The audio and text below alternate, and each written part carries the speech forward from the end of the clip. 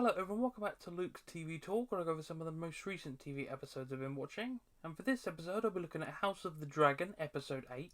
Okay, so just before I get into that, I uploaded a review for the new Hellraiser movie, and also the new Disney Plus special, Werewolf by Night, so if you're interested, go give them a watch. And make sure to like and subscribe to keep up to date with all future uploads. Okay, so let's get into the plot of House of the Dragon, Episode 8. So Lord Corlys has been injured in battle, and a succession race has started. So it's mainly between Lord Corlys' brother, Vaemond, and Viserys, who is Rhaenyra's son. Vaemond is after the seat if his brother should die. So he's been injured, but they don't know if he's going to make it home, so they're basically making a backup plan. Everyone goes to King's Landing to argue their case for the right to sit at Driftmark. Aegon assaults one of the servant girls, and Alicent covers it up, while also belittling Aegon for his behaviour. So she is basically trying to make Aegon save face, basically, but also she smacks him, basically just throwing insults at him, trying to make him behave, I guess, but nothing seems to work with Aegon any of the time. So in the past couple of episodes, they moan at him for drinking, doesn't seem to work, this doesn't seem to do anything, so I don't know if anything's going to actually change Aegon's behaviour. Rhaenyra and Daemon arrive and visit Viserys, who looks steps away from death's door. He looks so bad. He's basically a living mummy at this point. His face is sunken in. He's got bandages over one side of his face, and you find out later on why. His hands are basically skeletal. He's obviously missing his other arm. So he is in awful shape. Rhaenyra shows Viserys two of his newest grandchildren and try to talk about the situation with Corlys. So they try and talk about the situation of Viserys getting the position on Driftmark, and Vaemond trying to take that away, but Viserys is basically out of it at this point. He's in so much pain. They try to show the grandchildren. He says hello to them, but he is just too far gone. He's in so much pain that he can't even look at them for too long. When Rhaenyra and Alicent finally meet, they argue over who is really in power. Alicent basically says, oh yeah, we're doing it for the king, we're doing it in his word, and Daemon and Rhaenyra are just like, yeah, sure, if you say so. Luke and Jace see how Aemon has become much more intense, so they go out to the training yard and see him facing Criston Cole, and they are throwing weapons at each other. They're full on like battling each other, and Luke and Jace are just in awe of how dangerous he could be to them in the future. Rhaenyra and Rhaenys discuss Laenor and wedding Laena's children to Luke and Jace to solidify their positions. Rhaenys kind of feels like that's a good option, but she knows what the High Towers are going to do, so she's like weighing her options. Rhaenyra asks Viserys to back her claim and position.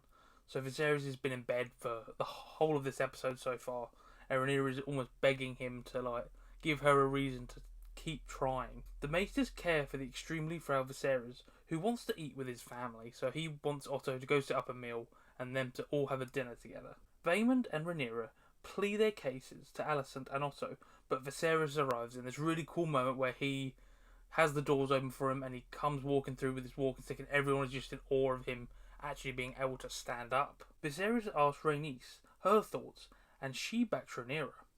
Vaemond loses his cool and calls Luke and Jace bastards, and Rhaenyra a whore. Daemon cuts his head off. So Vaemond is basically just going full cow at this moment. He's just doesn't want to give up to anyone, and he just starts spurting anything he can think of, calling the kids bastards and Rhaenyra a whore for some reason, and then Daemon's like, no you're not, and just cuts him like, through his mouth, just leaving his tongue hanging, and it's a gruesome scene, but it's so cool.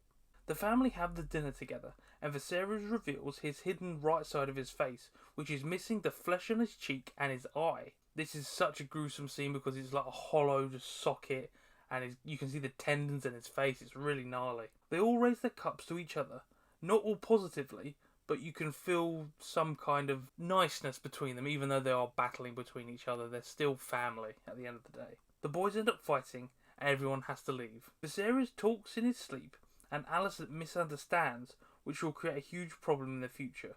So when Rhaenyra was talking to Viserys, this is basically that same continuation, and Viserys thinks he's speaking to Rhaenyra about the Song of Ice and Fire story, and Alicent misunderstands, thinking he's talking about their son Aegon, and it's just going to make a whole heap of problems later on. And then Viserys takes his last breath as he says goodbye to Aemma. So yeah, I think we've finally lost Viserys, and now we're gonna get onto the real dance of the dragons, which is gonna be the civil war of all the Targaryens. So I had a great time with this episode. This is basically the culmination of their family feuding with each other, and I feel like I think this is the next episode of the last episode. They're just going to be all-out war in the factions. Paddy's performance as Viserys was some of the best in the series. It had me crying multiple times. So his interactions with Daemon, because obviously Daemon has the issues with Viserys, but at the end of the day, they are brothers and they care about each other, and you can see that when Daemon tries to help him and is sticking up for him against Alicent. Vaemond is a power hungry and arrogant, so he's just trying to take the seat for himself. He doesn't really care about Luke or anyone in the family. He just wants Driftmark for him. Aegon is still a piece of shit. Nothing has changed. In the previous episode, he was just drunk all the time and harassing people, and now he's just assaulting people. He's assaulting maids and stuff, so it's just terrible. He's just an awful person. Aemond is much more confident and menacing. So in the previous episode, he obviously got Vhagar, and I think that built up his confidence, and now he's become very battle savvy as well. And every time he looks at Luke and Jace, he's very eyeing them up because he knows he wants to get them back for what they did to him. Viserys is close to death, especially in his face, especially when he reveals what he looks like under the mask. He looks absolutely awful, and you knew it was going to be the last episode for Viserys. Matt Smith does a great job as Daemon, being caring for his brother even after everything. So like I said, Daemon, he wants to look out for Viserys, even if they've had their squabbles and issues in the past. They're still brothers, and he loves him. Otto and Alicent are quietly taking over, so Viserys is obviously in bed all the time now, and Otto and Alicent are just, they're saying they're mediators, but really they're doing what they want. Rhaenys is in a tough position, so basically she wants to look out for her family, but also she doesn't want to get taken advantage of, and Vaemond is not the nicest of people to get along with, so when Rhaenyra gives her another option, I think she wants to go with that. So a couple of I guess negatives. Alicent did an awful job of raising Aegon. She just hits him and moans at him. She doesn't actually try and discipline him. She just abuses him, and I don't think that helped anyone. I would have liked to have seen some explanation as to why Alicent went all religious.